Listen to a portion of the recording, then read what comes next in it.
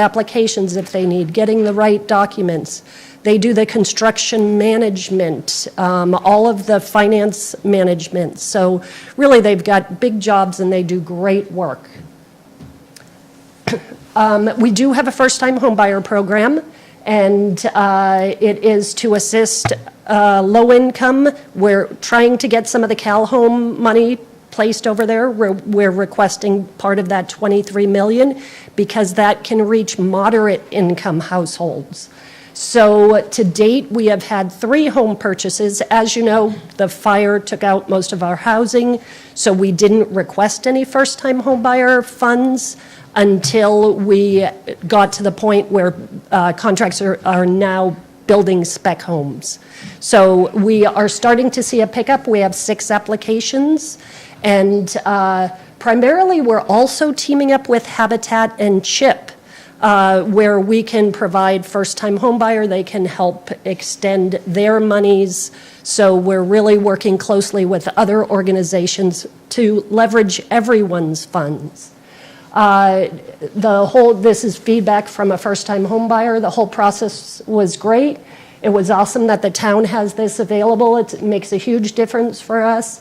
It wasn't available in Chico when we wouldn't have been able to get into a home so quickly if not for this program. Another key sentence, our kids are in school up here and making friends, and it's great. This is someone who didn't go through the fire, but wanted to come up to the community, and we've got opportunities for those who want to move up here as well. So we do now have a septic grant. $570,000 is earmarked through the State Water Resource Control Board for septic system replacement for when it's in conjunction with a building plans. There are no income limits here. It just has to be the same owner who lost their home in the fire, building back on the same lot, and their system was damaged, and it's a grant. So to date, we have 17 applications in the process. It's a really new funds. Our rebuild advocate, Eric Clemens, has moved into that spot. And so we backfilled with Karen on our rebuild advocate. So he's familiar with a lot of these households and running with it. So the next slide. So we also received an allocation of $55 million for the multifamily housing. And as you know, building multifamily on septic only is extremely challenging. A lot of the affordable developers want to build units that are 50, or build complexes that are 50 units or more. Exceptionally hard to get it because our parcels tend to be small and we need so much acreage for on-site. But we were surprised. We had our large project solicitation. It ended on December 21st, and we got 3 projects in that we are reviewing right now. 2 of the 3 are from a developer. They boast to be the 7th largest in the nation, a developer out of the Bay Area. And we have 3 more that couldn't get their funds together for the December 21st deadline. So our next solicitation will probably be over the counter, which is often a first come, first serve, and we'll probably have that funding available this first quarter. So we're in contact with those 3 local groups, and they'll be using our resources as well. As far as small projects, because we had a lot of landlords who owned single-family houses, might have owned 5 properties, but they were all single-family. We are working on the program guidelines, proposing to HCD a program that we believe will work for us. So we're in the process of doing that. And lastly, I just wanted to tell you about a few additional programs that are out there. We are trying to work in lockstep with Butte County. So a lot of the programs that we have, they have too, so that the unincorporated areas around us have the same opportunity as well, those in the burn scar. Recover California, as I mentioned, we're working really closely with them now. We just signed an MOU to be able to share information. The Rebuild Paradise Foundation, as you know, they do the expo, they do the master plan library. We in Business and Housing actually have a grant. We pay for the mastering of those plans. We just got that grant that is supposed to expire a year from now. We got it extended an additional year because of the code changes that are coming. With the 22 code cycle, all those master plans will have to be recalculated, for a better word. So we will be able to cover those costs as well. So another win for us. The USDA has been really helpful, particularly with CHIP and Habitat. They use USDA, and we refer a lot of our renters through USDA, maybe the renters who have acquired property or would like to acquire property and build, because they have a acquisition, construction, permanent financing loan that just rolls. You don't have to have 3 separate. And I don't even know if they have a down payment required. It's just a great program. Habitat, they have made a goal to build 10 homes up here in the next 3 years. I don't know if you've been over to Garden View, but they're building 3 ICF homes right now. So over off Newland, I believe that's Garden View. If you want to check those out, they're really fascinating.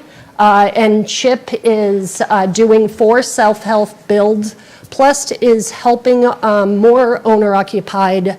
They did say, we were just in a meeting with them this week, they said that they can also help renters who have purchased lots since the fire and help them obtain the loan and help them finance and coordinate the construction. So that's the end of my presentation. If I can answer any questions, just let me know. I don't have any questions, but good job. I mean, you. you and your team are really thinking outside the box, and I appreciate your aggressiveness on asking the questions, getting with LaMalfa, getting with these different agencies and saying, hey, this would work. I'm sure you have had a lot of no's, and I'm sure that gets discouraging, but you guys have stayed with it, so thank you so much for what you're welcome. doing. I'm glad to be able to extend that to the community now, and that was 10 months in the making. I honestly didn't think we would get there, but it's great that we did, but it's going to help our residents tremendously, and that's the payback for us. Yeah, So, I think, Kate, what you guys are doing is phenomenal. And you guys should have your own webpage or something, or Facebook page, because I don't think our citizens, the public, don't know this. How much, there's a lot of resources here for people. Yeah. And you guys, some of the requirements have been lessened. And, like our town attorney says, we are a unicorn, and you guys are, we're setting the stage for other communities that have been devastated. And so it's, finally government is listening, like, look, here's what works for people when they've been wiped out. Right. So my hat's off to you. Keep up the good work. Thank you, and that's a good suggestion, because I'll get with Colette, and maybe we can put something onto our Facebook we really need to page. publicize this, because this is probably one of the most positive things that's available to people that want to return home or stay home or move here that have never lived here before. Right.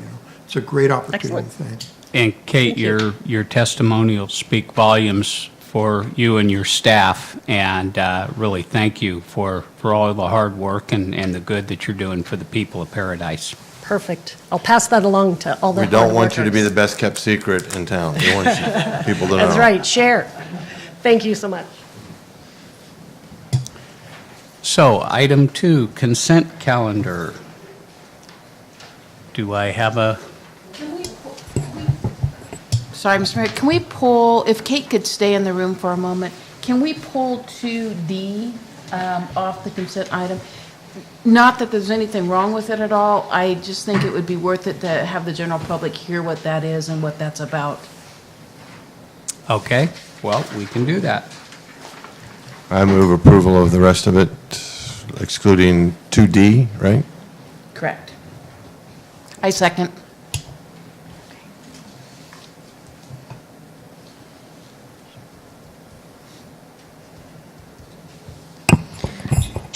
Okay, approval for the consent calendar with the removal of 2D. Vice Mayor Bullen, Aye. Councilmember Colleton, Aye. Councilmember Jones, Aye. Councilmember Tran, Aye. Mayor Crowder. Aye. Okay, item 2D.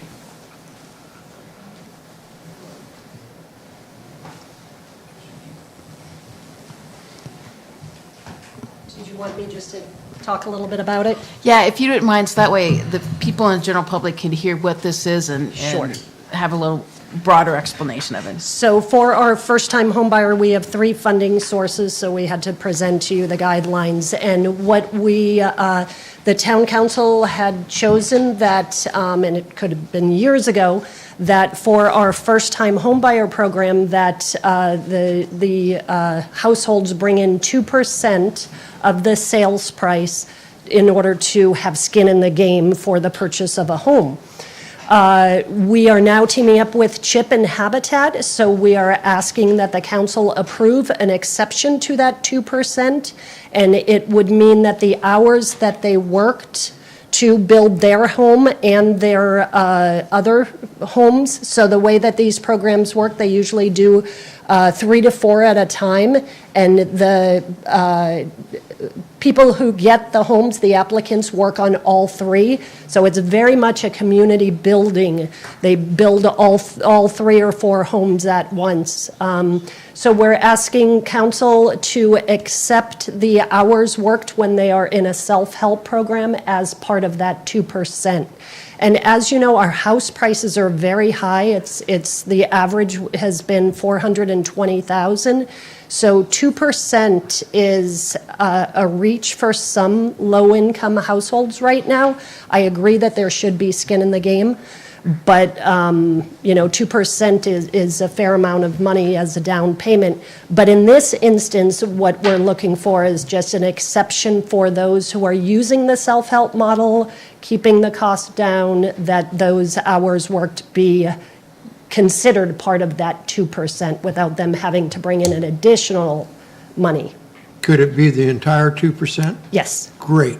Yep. Good idea. Because a young family, just starting off, that's an opportunity, because to come up with even $10,000 as a down payment is Exactly. difficult. Very. When you've got 1 or 2 kids and, so good job. I make a motion to go ahead and approve the 2% sweat equity, for lack of a better term. And thank you for doing the full explanation. I just wanted people to realize what it is. Thank you. I'll second that motion. Okay, for the item removed from the consent calendar, 2D, Vice Mayor Bullen, Aye. Councilmember Colleton, Aye. Councilmember Jones, Aye. Councilmember Tran, Aye. and Mayor Crowder. Aye. Okay, item 4, public communication. Melanie, cards? We do have one card on this item for Ward Habriel. Good evening, council. Always fun to be back in front of my favorite people doing all the right things for our town. Did you hear the interview on KPay Radio of Councilmember Bolin? He says lumber costs have gone up and some materials are hard to get. He should have told us something new. We've all known that for a long time. Hey, on behalf of the Garden Club, we have completed the planting of daffies this season. That means we put 185,000 daffodil bulbs all around the ridge. Part of the Daffodils Across the Ridge project since 2008. Come spring, invite your friends up. Drive around, take a look at them, take pictures. There's a lot of them on public property too. Been asking around, and some other people too. I know that there's going to be additional enforcement for log decks because it's a huge fuel load, and we don't want those in our town. But nobody really has a good definition of what a log deck is. Is it this high? This high? 2 logs? 10 logs? We got to find out, because some people have them and they don't know if it's a violation or not. We ought to help them. I also want to thank Brian. He's way back there. He was the one that made a connection, finally, with Cal OES, to get Cal OES to go get on the back of P31, which screwed up the fence on my property. And 14 months later, they have finally agreed, since I've signed the waiver, to send me a check to cover the damages. Actually, it's way more than what I thought it was worth, but they said, you know, they're apologizing. But there's a couple other things, too. You know, we wouldn't have to haul any of these logs off any place or figure out how to burn them up if we just let the town pay for a mill, put it at Foothill Mill and Lumber, and then sell the logs back to the community cheap. Remember when you banned using railroad ties? How about we mill our own pine logs here? They'll last 20 years. Put oil on them, they'll last 30. And guess what? No heavy-duty trucking. Thank you for your time. Thank you, Ward. No more cards, Melanie? No more cards. Okay. So, item 5 is public hearing. Staff report.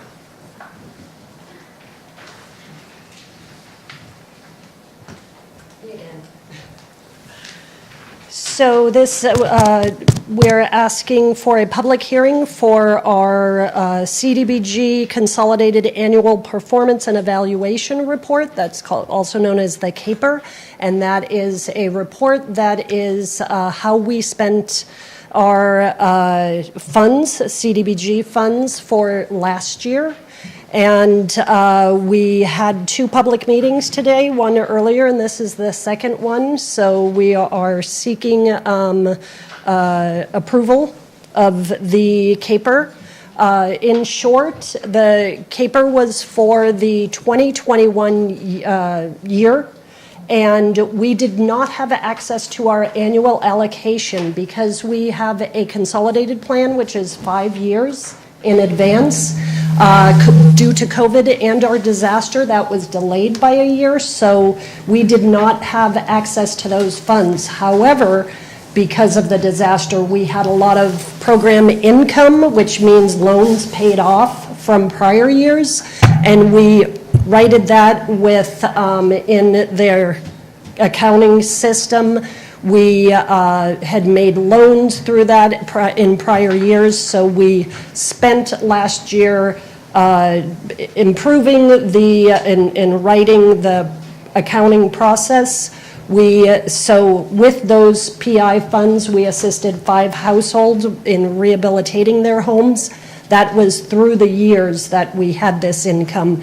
But last year, we also did help one local person whose house was standing after the fire and assisted them with repairs as well. We did code enforcement with some of those funds, and we had paid out some to our prior public services. So Councilmember Culleton asked me today about public services, where we would allocate 15% to local nonprofits, and we will be starting that process again this fiscal year and continuing that moving forward. So if I can answer any questions, let me know. Otherwise, we're hoping that I also wanted to mention that we have not received any public comment on these to be incorporated, but with approval from you on the CAPER, then we can submit that to HUD. Thank you, Kate. So at 6:30, we'll open for any public comment.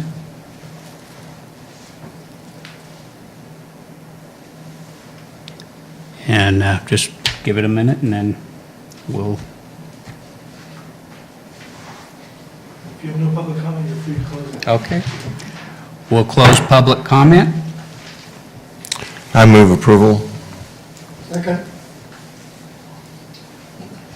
Motion by Bullen, seconded by Colleton. Vice Mayor Bullen? Aye. Councilmember Colleton? Aye. Councilmember Jones? Aye. Councilmember Tran? Aye. Mayor Crowder? Aye. Okay. Item 6A. Resolution of the Town Council, Paradise, reporting unexpended development impact fees in accordance with government code. Ross? All right, good evening. I'll be providing an update tonight on the town's development impact fee program. So just to start off with a little history on this program, the town originally adopted the development impact fee program in April of 1995 to address the cost of facilities and capital needs generated by new development within the town. This purpose of the program was to ensure that new development paid its ways for public facility use and that they did not burden existing facilities and revenue sources. So in 2001, that was when this program was last evaluated, looking at both the program, the fees, and the project lists. The program consists now of 5 basic elements, all of which are accounted for in separate funds, including impact fees that are charged for the purposes of specific projects relating to fire and law enforcement facilities, traffic control facilities, streets and thoroughfares, and drainage facilities. So with that history in mind, the town is subject to an annual reporting requirement per California Government Code Section 66006, which the report that was included in the agenda packet satisfies. That required annual report includes some key elements such as a description of the type and amount of fee in each fund, the beginning and ending balances of each fund, and then the amount of fees that were collected during the year and the amount of interest revenue that was earned within each of those 5 separate funds. Sorry. It's minimal. So since the 2018 campfire, the town has not really expended any of these development impact fees, as it's likely that the list of projects that were included in that 2001 evaluation will likely need to be reevaluated post-campfire to align those projects with the town's new priorities given the disaster.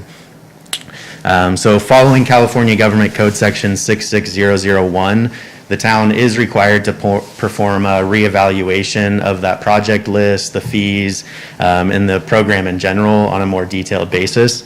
So that 5-year anniversary date is coming up with the next annual reporting deadline.